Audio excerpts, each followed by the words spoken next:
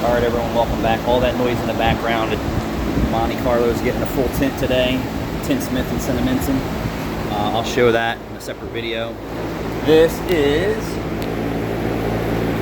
you don't need a fancy kit to block off or delete your rear AC line, although it is easy. This is my bush fix, is where I thread bolts into the AC lines and then I use the right stuff to seal them off. So it's a little ugly right now, but this AC line was leaking just before the rear suspension arm and at the rear evaporator, and the front unit actually didn't have any problems that I could see. So somewhere around the world, someone's going to need this. What are you going to do?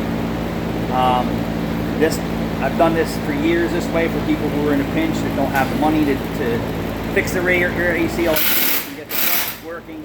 It's pretty simple. Just match up the threads to the line size, run a tap inside of there, put threads in it, and then come up with a good rubber sealant,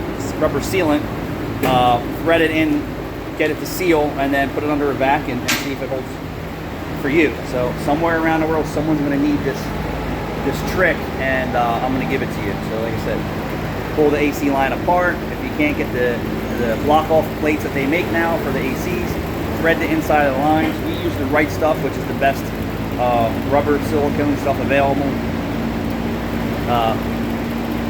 Put it on the threads, tighten it up. You could probably even use red Loctite as well, but you'll never be able to get it apart. At least this we can get it apart.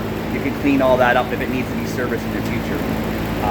That's pretty simple. Clean up all the rubber, pull out the bolts. It's a good trick. It's a good time saver. It's a good money saver, and I hope that it helps you. Thanks for watching.